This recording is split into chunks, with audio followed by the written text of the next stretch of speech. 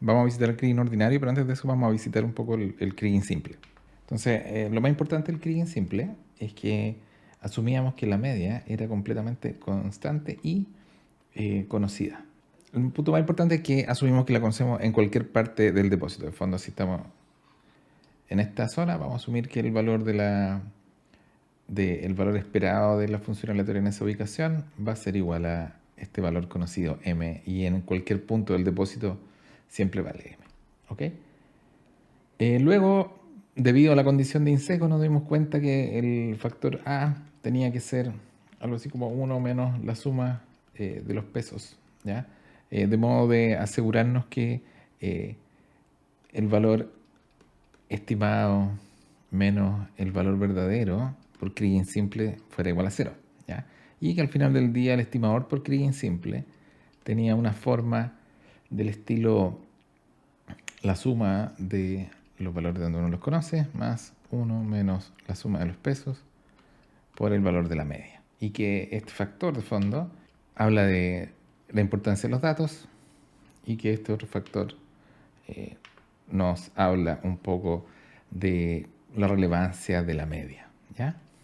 Y bueno, eso con el Kriging simple, y nos dimos cuenta, bueno, lo conversamos un poco, y que en general, de fondo, lo que implica esta forma es que cuando uno está en una estimación, por ejemplo, en una dimensión, imaginémonos que la media es esta que está en este gráfico acá, ahí, esa línea. Cuando estoy cerca de los datos, voy a aparecerme en los datos, pero cuando me alejo de los datos, voy a converger al valor de la media, ¿ya? O sea, por ejemplo, acá puede que baje la media, después suba el dato y después del dato vuelva a la media, ¿ok? Entonces, tiene que ver con este peso. Ya lo que vamos a ver hoy día es un poco distinto. Vamos a ver el Kriging ordinario, tiene una hipótesis diferente, y eso genera bastantes diferencias con respecto al Kriging simple. Entonces, punto principal es que ahora nuestra hipótesis va a ser un poco diferente. Vamos a pensar que el valor de la media de la variable regionalizada, vamos a asumir que no lo conocemos, ¿ya? Es desconocida. Que este valor realmente no sabemos cuál es, ¿ya? No sabemos cuál es el valor de m, ¿ya? Y esta hipótesis permite adaptar el Kriging a situaciones donde existen cambios locales, ¿ya? No nos permite que de fondo la media pueda variar de un lugar a otro en el espacio. Por otro lado, uno puede resolver el sistema tanto con variograma como con covarianza. ¿Qué es lo que pasa ahora? Si revisamos la condición de insesgo, nosotros lo que queremos es que este valor sea nulo, ¿ok? Y la forma del estimador normalmente va a ser lo mismo que siempre, ¿cierto? Va a ser un valor A más una combinación lineal de los valores donde uno los conoce. Y lo que queremos buscar es cuánto tiene que valer A para que se cumpla la condición de insesgo. Y en este caso, como M es un valor que yo no conozco, que es desconocido, la única forma de hacer de que no aparezca M en esta expresión es obligar que este valor de A sea nulo, y por otro lado, que M, que de fondo que lo que acompaña a la M, que es la suma de los pesos menos 1 por m, ya que es esta parte de acá, para que no pueda aparecer en la ecuación, de fondo tiene que cumplirse que esto sea nulo, ¿ya? Y para que eso sea nulo, es equivalente a pensar que la suma de los pesos sea igual a 1, ¿ok? Entonces, de fondo, ahora en el Kriging ordinario, dado que estamos asumiendo que m es desconocida, implica que el factor a, primero, ahora es nulo, y segundo, que hay una restricción sobre los pesos, ¿ya? Y esa restricción es que su suma sea igual a 1. Todo de fondo para asegurar el insesgo y eliminar la expresión m de la expresión, ¿ya? Si ahora efectuamos la expansión de la expresión de la varianza del valor estimado menos el real, llegamos a una imagen análoga a la que teníamos antes, con tres grandes miembros o términos, digamos. El primero es la varianza del valor estimado, que se transforma en esta doble suma de las covarianzas, tal y cual lo realizábamos antes. El segundo término, que mide las covarianzas entre el valor estimado y el valor verdadero, y que se transforma en esta suma dada la forma de nuestro estimador, que es una combinación lineal. Y por último, la varianza del valor estimado, que corresponde a C de 0, que corresponde de fondo a, a la varianza de los datos. ¿Ya?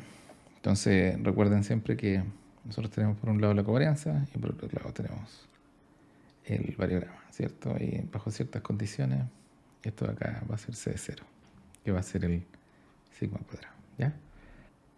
Si uno va e intenta minimizar esta expresión, igual como lo hicimos para el caso del Kriging simple, con respecto a cada uno de los lambda, no necesariamente se va a cumplir la restricción que necesitamos por el tema en sesgo. ¿Ya? Para ello, lo que vamos a hacer es tratar de introducir una variable extra, que es un multiplicador de Lagrange, una variable mu, como si fuera otro peso, entre comillas, ¿ya? Otra de las variables que tú quieres, eh, de fondo, con respecto a las cuales puedes minimizar esta expresión, pero nos sirve para hacer que se cumpla esta condición, ¿ya? Y lo vamos a ver inmediatamente. Si uno toma la expresión previa y calcula las derivadas parciales por cada uno de los pesos asociados a las muestras disponibles, va a obtener las mismas ecuaciones que uno obtenía para el caso del Kriging simple, con la excepción de que ahora tenemos esta expresión de 2 mu. ¿Ya? Y por otro lado, si uno hace la derivada parcial con respecto a mu, vamos a obtener esta expresión, que es justamente la que queremos que se cumpla. ¿Ok? Entonces eso nos va a implicar construir un sistema que dé cuenta de todo este tema. Lo vamos a ver matricialmente inmediatamente. Entonces, por un lado, es muy similar al caso del Kriging simple. Tenemos una matriz que mide las correlaciones entre los datos y esta mide las correlaciones o las covariancias de fondo entre los datos y el valor a estimar. Y la estructura es parecida, ¿cierto? Por acá tenemos todas las covariancias entre los datos, acá tenemos un vector solución asociado a cada una de las ubicaciones de los datos y acá una covarianza entre cada dato y sitio a estimar. Lo nuevo que aparece es una fila nueva y una columna nueva, ¿cierto? Entonces, si ustedes se fijan, cuando multiplicamos esta fila por el vector, nos va a generar que la suma de los pesos, y por este lado está el 1, sea igual a 1. Y eso nos ayuda a cumplir la restricción. De fondo, esta fila por esta columna no nos genera la restricción que se cumpla la restricción de la suma de los lambda igual a 1. De fondo, lo que estamos haciendo es buscar los pesos sujetos a esta restricción. ¿Ok? Bien, eso con el Kriging ordinario y su sistema. O sea, básicamente, si tienen que hacer un Kriging ordinario en lugar de un simple, hacen el mismo sistema que hacían antes, a excepción que ahora le van a agregar una fila completa de puros unos con un 0 al final y una columna adicional de puros 1 y 0 al final. Básicamente para que se cumpla la restricción de insesgo, que la suma de los pesos sea igual a 1. ¿Ok? También se puede escribir en términos de variograma y análogo, un poco usando la misma relación que existieran, pero un poco más flexible en términos de algunas situaciones de variogramas que pueden no estar acotados. ¿Ya?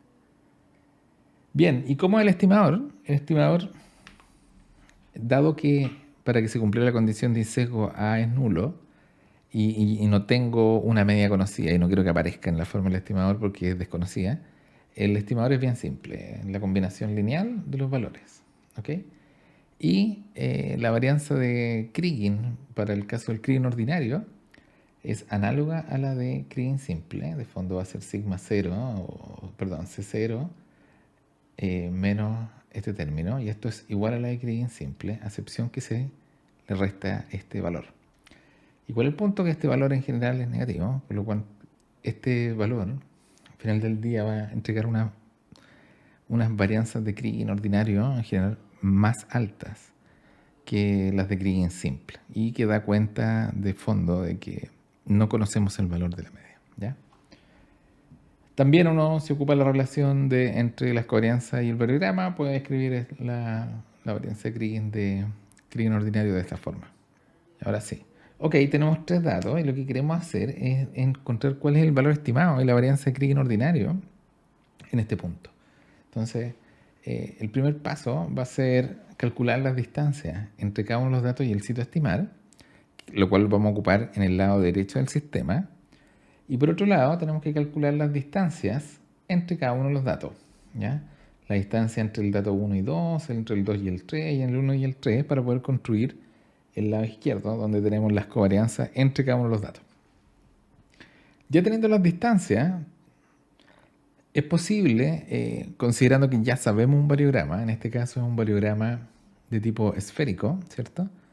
De alcance 6 metros y de meseta máxima igual a 1, ¿ya? De fondo, C de 0 vale 1 en este caso, ¿ya? Y eso que es análogo a sigma cuadrado en este caso. Bien. Y lo que vamos a hacer es buscar cuántos son los ponderadores lambda 1, lambda 2 y lambda 3.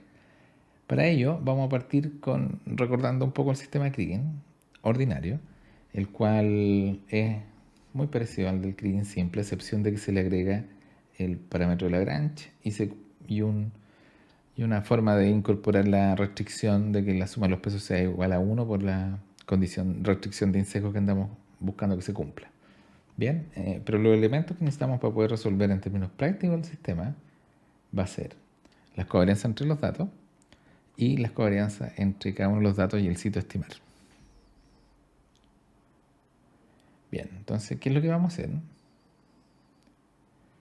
Vamos a revisar cuáles son las covarianzas entre cada uno de los datos. Entonces, la covarianza entre el dato 1 y el dato 2 va a ser una covarianza que depende de la distancia que se encuentra el dato 1 con el dato 2.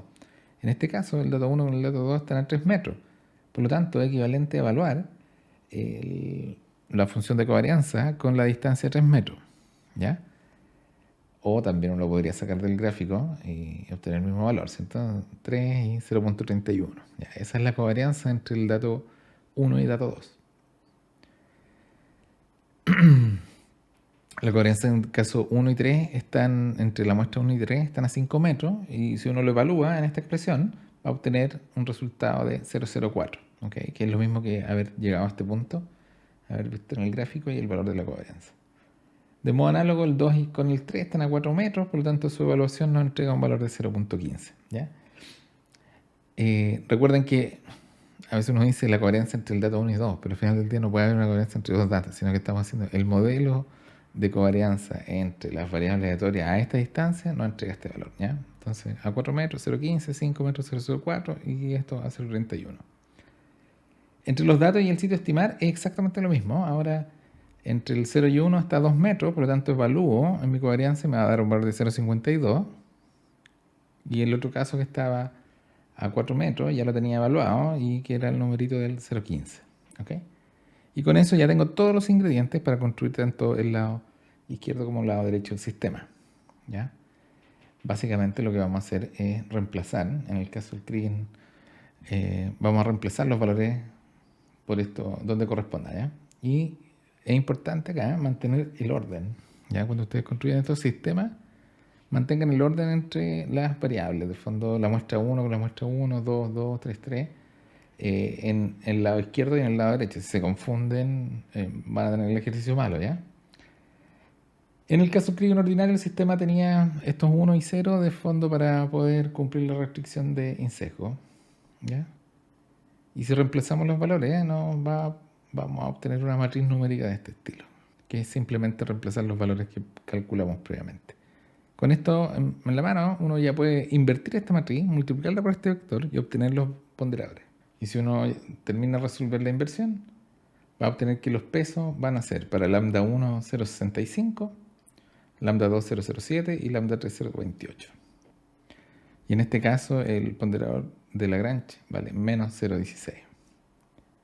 Con estos pesos uno ya puede resolver todo, porque dado los pesos y los valores, puedo encontrar el valor estimado, y dado los pesos y la función de covarianza, puedo calcular también la varianza de Kriging ordinario. ¿Ya? Entonces, la estimación, si vamos a verificar la restricción, efectivamente suman 1, el valor estimado va a tener esta forma. ¿Ya? Independiente que Z1 valga, no sé, 10, 15, 20, da igual, va a tener esta forma. ¿Ok? Bien. Y la varianza de Kriging ordinario va a ser la siguiente, va a ser C0 menos la suma de los pesos de cada una de las muestras con respecto por la covarianza entre cada una de las, entre la distancia, para la distancia entre los datos y el sitio estimar, menos el parámetro Lagrange. Y eso nos da un valor de 0,75 si reemplazamos cada uno de los términos. Bien, vamos a tratar de ver las diferencias entre el Kriging simple y ordinario. Entonces, si uno se fija acá, vamos a revisar primero los valores esperados. Acá tenemos las estimaciones y acá tenemos las varianzas de Kriging, ¿ya? El lado acá es Kriging simple y el lado acá es Kriging ordinario. Si ustedes se fijan cerca de los datos, ¿hay diferencias? Sí, pero no son tan fuertes. Las diferencias se notan, al menos en esta imagen, donde estamos acá, ya en este sector que estamos lejos de los datos, acá no hay mucho dato. El caso del Kriging simple tiende a un valor como el 0,5, ¿ya? Que probablemente era la media que se aplicó para la estimación por Kriging simple. Entonces, como les comentaba, este factor de 1 menos la suma de los pesos por la media que tiene el Kriging simple está haciendo su trabajo acá y siendo bastante alto. Entonces, al pesar poco los datos, pesa más la media y converge a la media. En cambio, en el Kriging ordinario, donde no hay datos, termina usando la vecindad más local y tiende de un modo u otro a ocupar la información cercana para producir el valor predicho en este punto. ¿Ya? Se nota claramente la diferencia entre uno y otro. Veamos el tema del Kriging, de la varianza Kriging, perdón. Entonces, la varianza Kriging, si ustedes se fijan, cerca de los datos siempre baja, ¿cierto? ¿Por qué? Porque estoy arriba del dato, por lo tanto, mi varianza debería ser nula en el punto exacto que está un dato. Y a medida que me alejo, aumenta su valor porque ya estoy más lejos de los datos y ya no tengo tanta seguridad con respecto a los valores.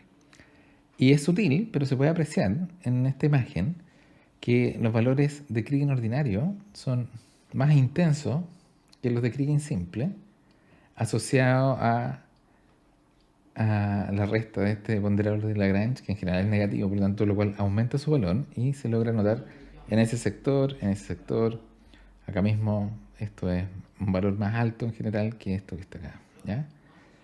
Eso es la diferencia principal de Kriging simple y Kriging ordinario. Uno converge al valor de la media que se asigne y por otro lado Kriging ordinario tiene valores de varianza de estimación mayores. ¿Ok? Bien.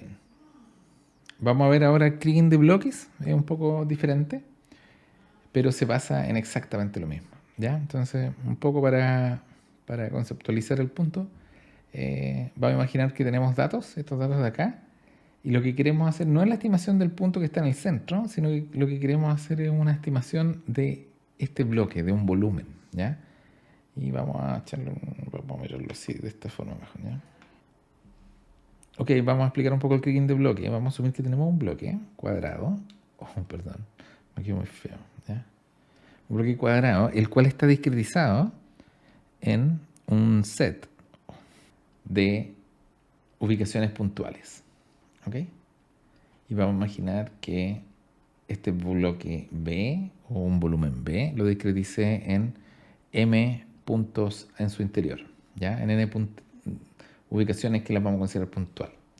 Entonces, el valor verdadero y desconocido de la ley de ese bloque o volumen B va a ser el promedio de los valores puntuales, ¿cierto? Que están en su interior, ¿cierto? Para todos los X que pertenecen a B, ¿cierto? De esta suma. Y si uno está en el contexto de, no conocemos los valores verdaderos, pero sí tenemos algunas muestras, por ejemplo, muestra acá, muestra allá, muestra acá, muestra acá. Vamos a imaginar que tenemos n muestras. Uno puede pensar que el valor estimado de z de b, un valor predicho de z de b, usando la información, estas n muestras que dibujé en azul, sería algo así como el promedio de, estos son m puntos discretizados, ¿ya? M puntos discretizados de, ahora no los valores verdaderos, sino de un set de estimaciones en cada uno de estos puntitos en su interior, ¿ya?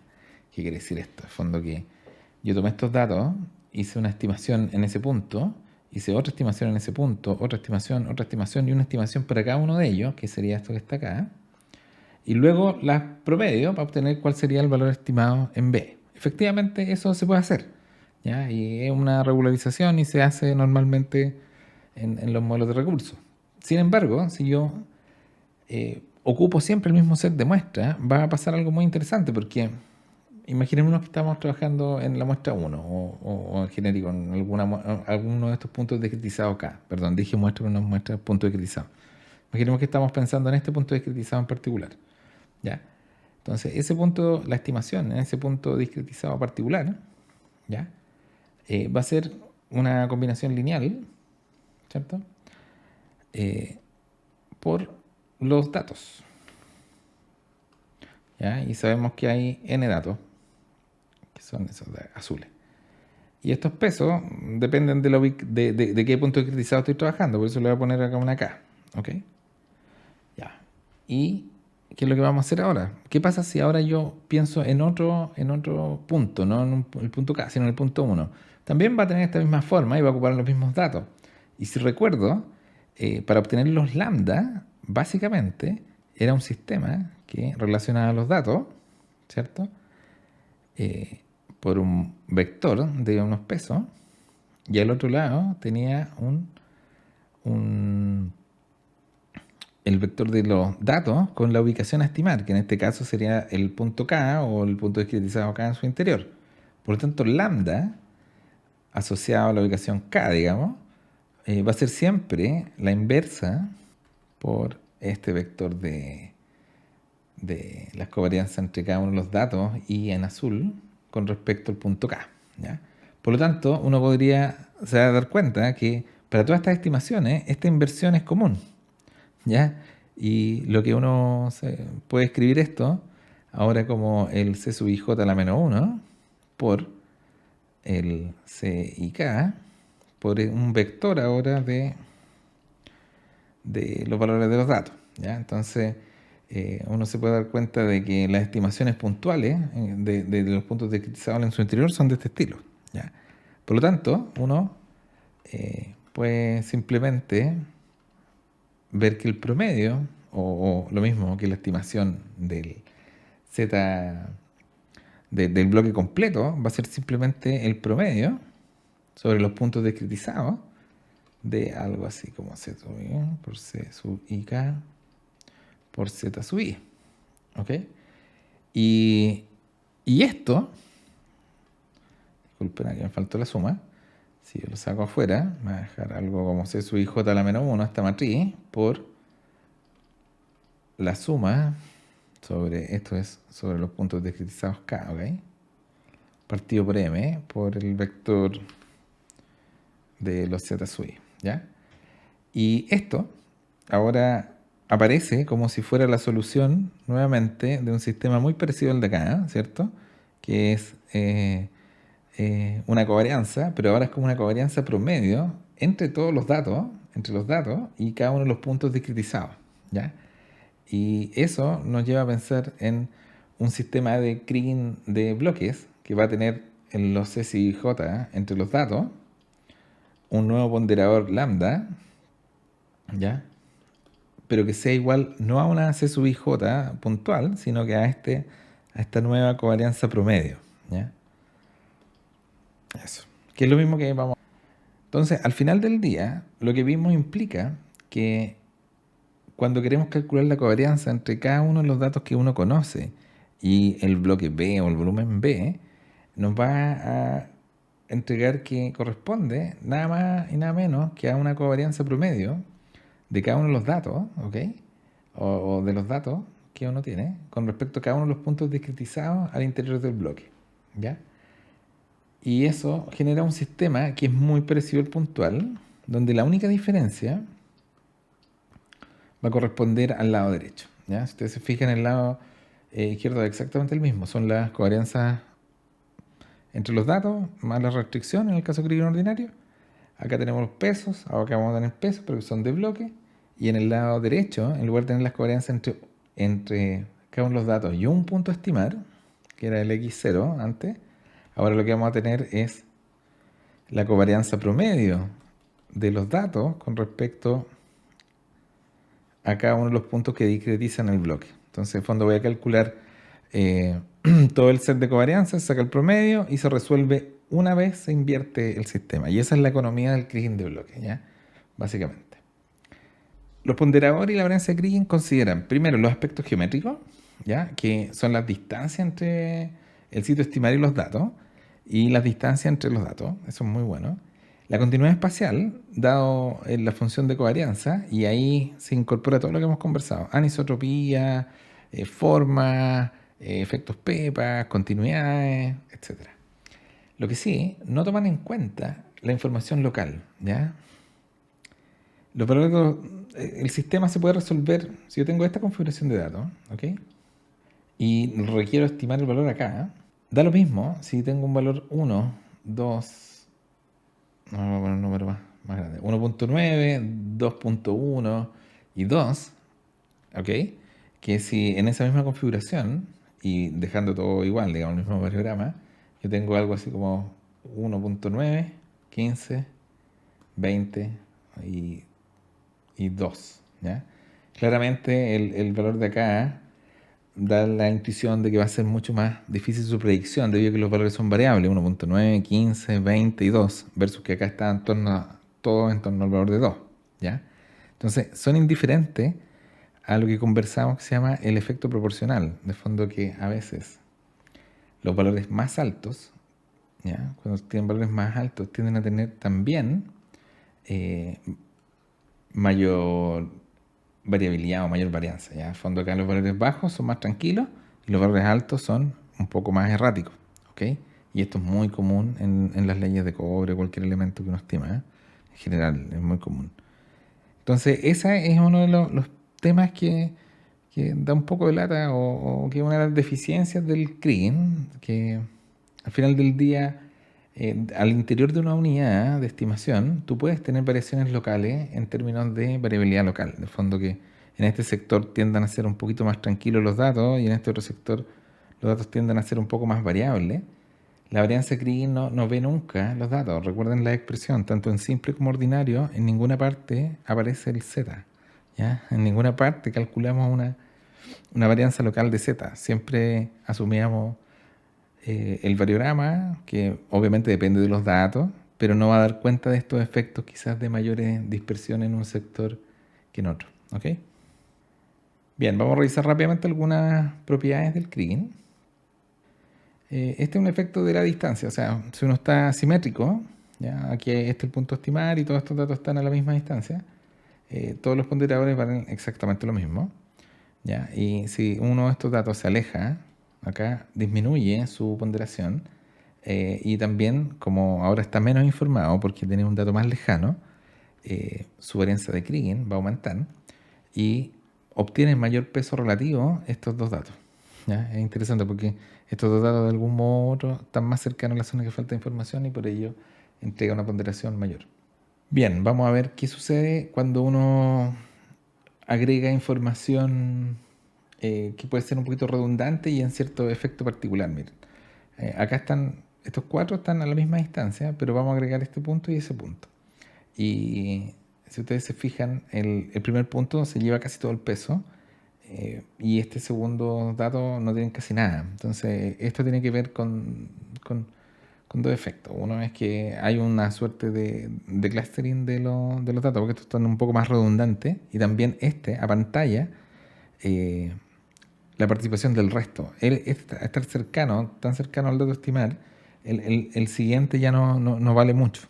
Bueno, acá hay otro ejemplo con anisotropía. De fondo, si uno pone datos más anisotrópicos en esta dirección, ya que uno cree que hay mayor continuidad en esta dirección, los datos que estén en esa dirección en términos relativos con el punto a estimar van a obtener mayores ponderaciones, ¿ya? Acá es lo mismo un poco el efecto del de clustering. Al poner tres datos muy cercanos, el del centro lleva un poco más de peso y, no, de hecho, están casi iguales, pero se reparte el peso que le correspondería a ese sector, ¿ya? Bueno, acá lo mismo, aunque estén lejos y agrupados, también se clusteriza. Y esto es una de las ventajas más importantes del Kriging con respecto a los inversos de distancia y cosas así, ¿ya? Ya, el efecto PEPA tiene un efecto interesante, que al aumentar el efecto PEPA, por ejemplo, acá partimos con un 20% de PEPA, o perdón, un PEPA de 0.2, sí, un 20% porque suma 1 la meseta, ¿ya? un 20% de pepa y acá un 70% pepa, y en el caso que el efecto pepa es bajo, en términos relativos con la segunda estructura, que es un esférico alcance 100, los datos cercanos reciben pesos de 0.2 y más lejanos ya 0.04. Y en el caso que incrementé la pepa, el dato cercano tiende a entregar ahora valores tan altos como los valores lejanos. De fondo, el efecto pepa tiene un efecto de que tiende a repartir los pesos entre todos de un modo más o menos equitativo. ¿Ya? Si hay efecto pepa pura, todos los datos van a tener el mismo peso. ¿Ya? De fondo, la mejor apuesta va a ser el promedio simple de los datos. ¿Okay? Peso lo anterior igual sigue siendo condicionante, el Kriging no implica un efecto pepa puro que no vaya a ser autocondicionante, ¿ya? Bien, vamos a revisar un poco las propiedades. Entonces, lo primero es la interpolación exacta, de fondo que si yo conozco el dato, el valor estimado por Kriging simple, una ubicación que conozco el dato, es el valor que conozco, ¿ya? De fondo, eso es muy bueno. Hay algunos interpoladores que no son exactos, ¿ya? Aditividad es lo que conversamos, que la ley de un bloque es igual al promedio de las estimaciones puntuales al interior de este.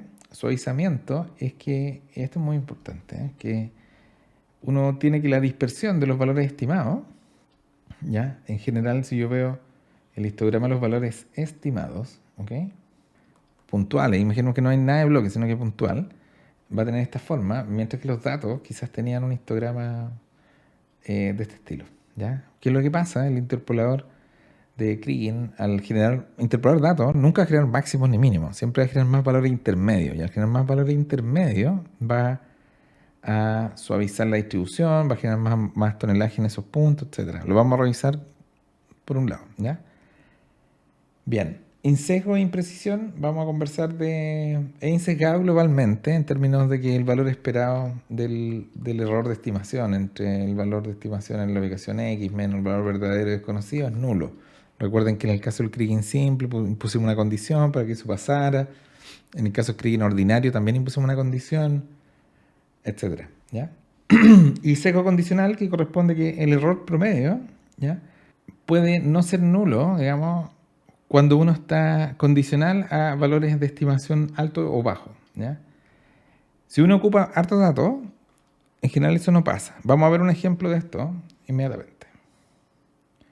Ya, este es un estimador sin sesgo condicional y este es un estimador con sesgo condicional. ¿Qué quiere decir esto?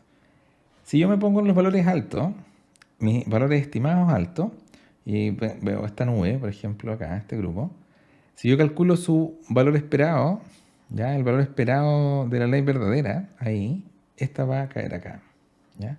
Si lo repito en otro rango de valores, va a volver a caer ahí, en la identidad, ¿ya? ¿Qué significa eso? Que, de fondo, el valor, la esperanza del valor estimado menos el valor verdadero desconocido, condicional a que el valor estimado sea menor o esté abajo o arriba, es nulo. Siempre estoy en la identidad, ¿cierto? Independiente del valor estimado que yo estoy entregando, estoy insesgado, siempre caigo en la identidad. Condicional a cualquier valor, estoy en la identidad. ¿Qué pasa con este estimador que tiene sesgo condicional? Si vemos ahora en el mismo espacio, digamos, donde está viendo la nube previa, nos vamos a dar cuenta que está esta nube, y si veo el valor esperado promedio del valor verdadero, cuando yo creía que estaba entre 2 y 3, realmente me va a aparecer un punto por acá, ¿ya? Y si repito lo mismo con los valores bajos, me va a dar que el valor esperado va a estar acá. Entonces, de fondo, me va a generar una especie de... Ups, qué fea la recta.